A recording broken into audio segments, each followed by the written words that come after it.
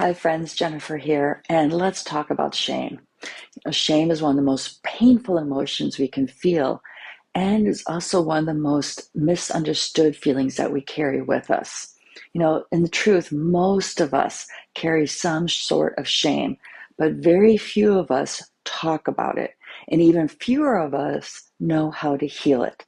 So I've decided to create this video series, and we're going to explore what shame really is, how it stays stuck in our system, and how we can heal from the patterns of toxic shame. In my work with people, and especially in my group process, Path of Love, shame is the hidden foundation of so much of our suffering, so much of our relationship struggles, and really keeps us from knowing who we are and living the life we want.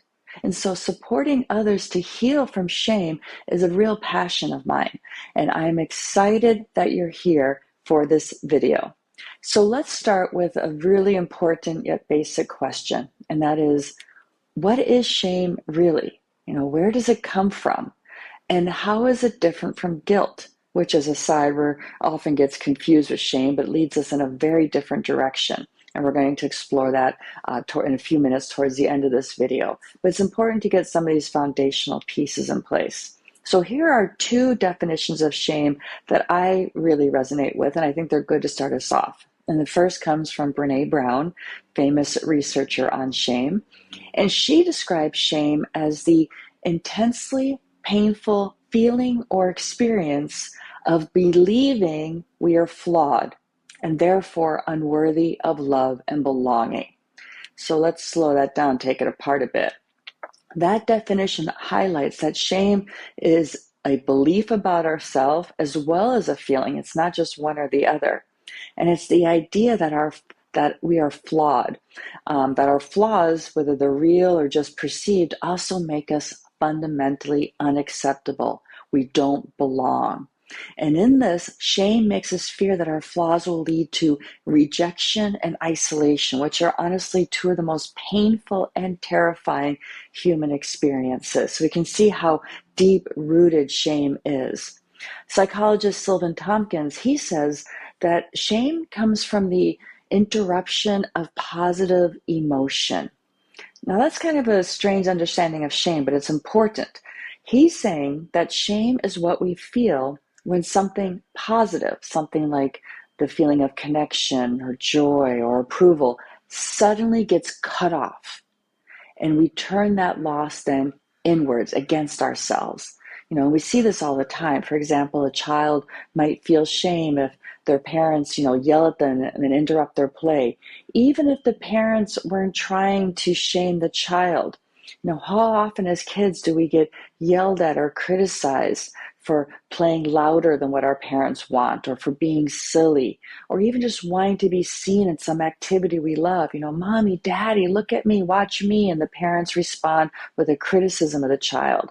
So Tompkins is saying that shame is not just about actually making a mistake, but can also arrive from the disruption of any positive experience. It doesn't need to be negative experiences in life. So fast forward, we can see how experiencing shame can be about things like being too big in our energy, being too happy, shame about pleasure, shame about excitement, about joy, not just shame about mistakes. So over time, coming from childhood, repeated experiences of feeling shamed stop being something we just feel in the moment and become something that we believe who we are. Things like, I ruin everything. I'm too much. I don't deserve love. I shouldn't ask for anything. I'm not important enough. Do any of those statements sound familiar? That's what happens when shame becomes less of a moment of a painful experience or a painful judgment from others and becomes more of what we call a self-concept, a belief about the core of who I am. Yeah, but I also want to emphasize that shame isn't just an idea or a belief or a feeling. It's something that we experience through our entire body. The urge to shrink, That impulse to look down, to be able to disappear through the floor, the tight chest, the hot face, our shoulders being hunched over as if we're trying to protect ourselves. This is how shame moves through our nervous system. And these movements replay old survival patterns. We're going to talk more about that in future videos. Understanding these old survival patterns are really an essential part of healing shame. Shame in our body can cause us to collapse, to freeze, to go numb, because once that was actually the safest option.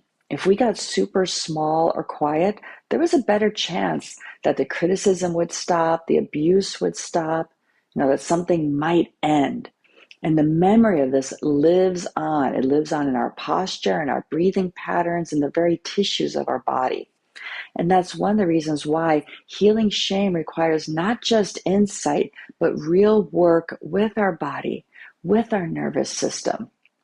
So shame carries all these incredibly painful beliefs, feelings, and body sensations, and we carry them throughout our life. So we have to look at, why does toxic shame exist? What is the function of shame? As much as we hate feeling shame, it's also important to recognize it as an essential survival response. Toxic shame, that begins in childhood, especially environments where we weren't seen, where we weren't held safely, where we weren't soothed, where we didn't get that people cared about us, that we didn't feel that we belonged. When we grow up in places where we feel chronically scared or hurt or abandoned or can't make sense of what's going on, we need to create meaning. We need to create a story around it. And that meaning often becomes, it must be me.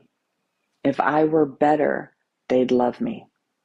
All this bad stuff that's happening, it is somehow my fault.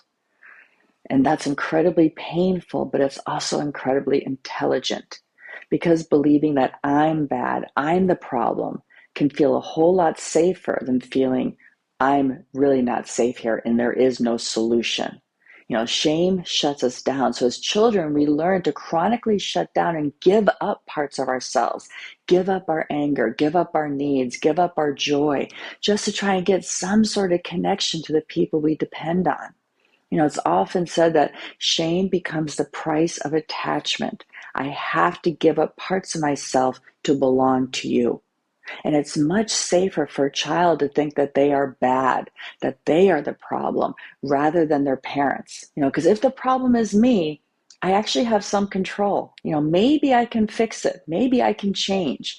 If the problem is my caretakers, what options do I have? How am I going to survive this?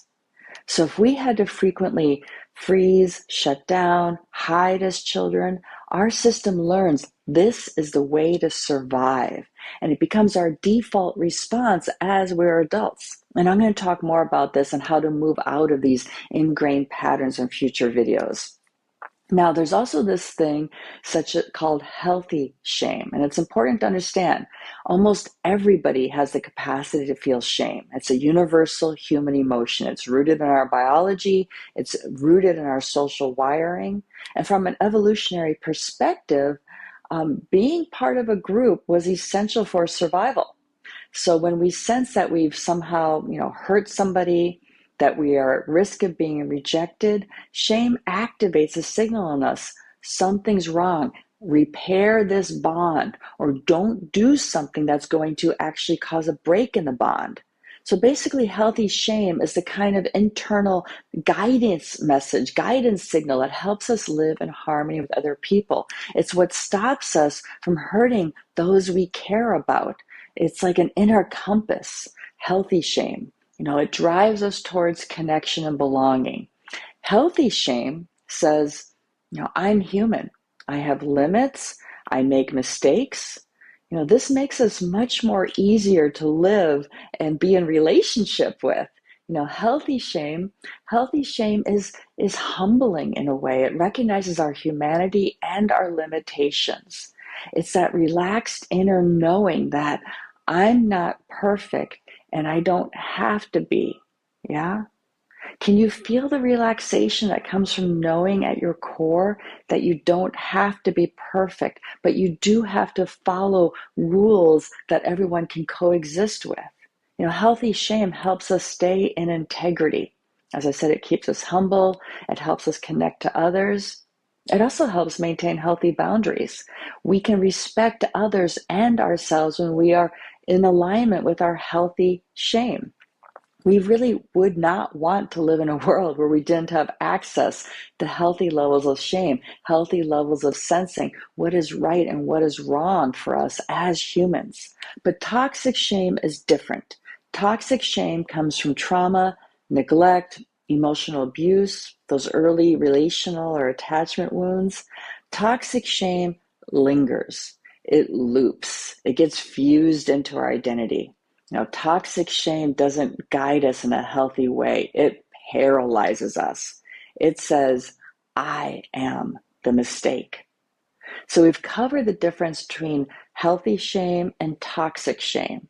And now let's go over the difference between shame and guilt, because that's an area that people really often get caught up in. Guilt is the message that says, I did something bad. Guilt focuses on our behaviors, often a specific behavior. Let's give an example. Let's say you forgot a friend's birthday. If you feel guilt, you might have thoughts like, oh no, I really messed up. I feel bad. I want to apologize. Maybe I want to go pick up a gift for them or offer them to take them out for dinner. If you feel toxic shame, it might sound more like, I'm such a bad friend. I always mess things up. What's wrong with me? Can you feel the difference? Guilt moves us towards repair. We want to make things right. There's an action that we can take with guilt. There's actually real empathy for the pain or hurt that we could have caused another person.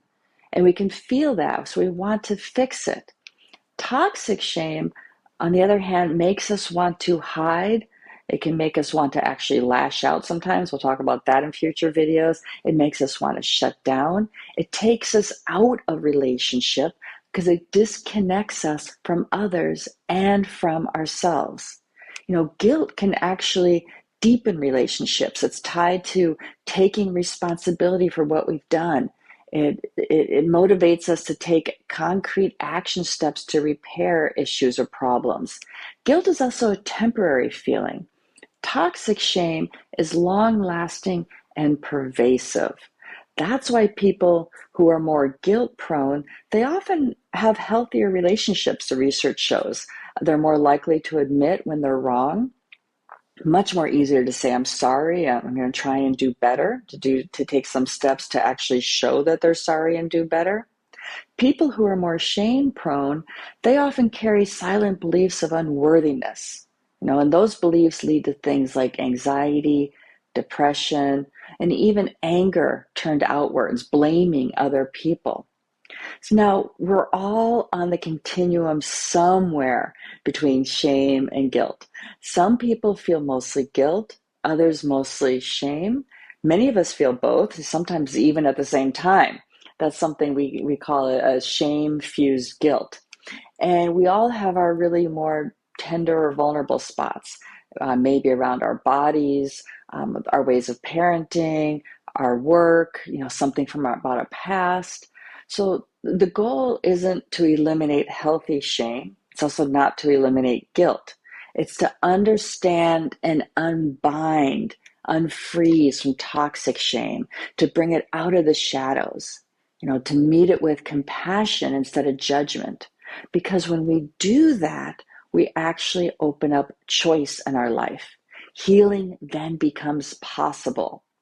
So the next time you make a mistake, the next time there's something comes up, and of course it will, because we're human and we make mistakes, we mess up, we create problems, we have problems. Pause and ask yourself, am I feeling bad about what I did or who I am? Am I making it about who I am as a person? And if you are, can you bring to mind the message of healthy shame that says, I am a limited human being who makes mistakes just like everybody else. I'm not perfect. I can't be perfect, but I can make amends and try to do better next time.